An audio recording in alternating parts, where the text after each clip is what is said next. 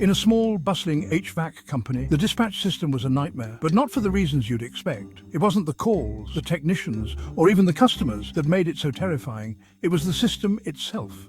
A chaotic, mismatched monster of 10-plus applications haphazardly pieced together over the years.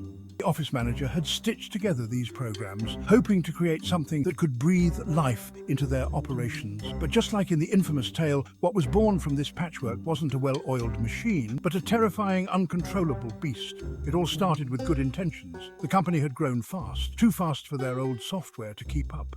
At first, they added a new scheduling app, then a better invoicing tool. When that didn't quite do the job, they introduced a system to track inventory. Soon, they had another tool for customer data, a third-party app for GPS tracking, and yet another for technician time logs. On and on it went, each new piece added to solve one problem, but introducing several others. By the time they realized what was happening, it was too late.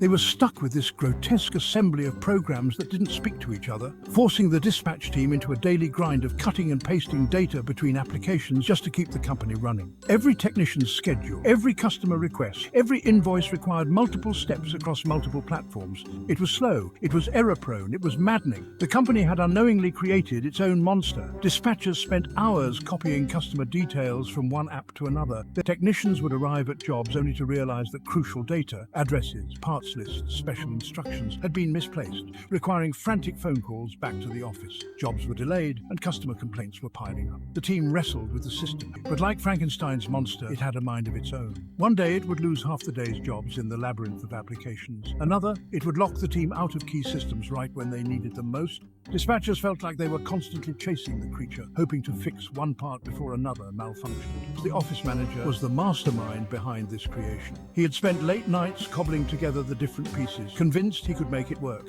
Every time a dispatcher cried out in frustration, or a technician called in to report missing job details, Stevens reassured them. "We'll fix it," he would say. "We'll make it work." But the truth gnawed at him. This system, this thing he had built, was beyond fixing. The more parts he added, the more unpredictable the system became. A new app integration would break the fragile harmony, and chaos would resume.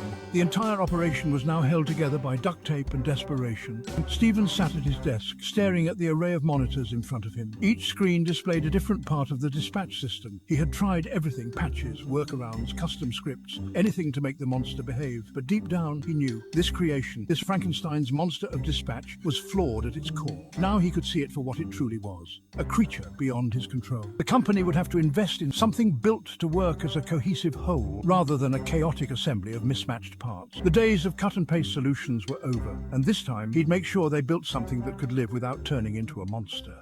Tame the monster and book a demo of YourRadar at yourradar.net.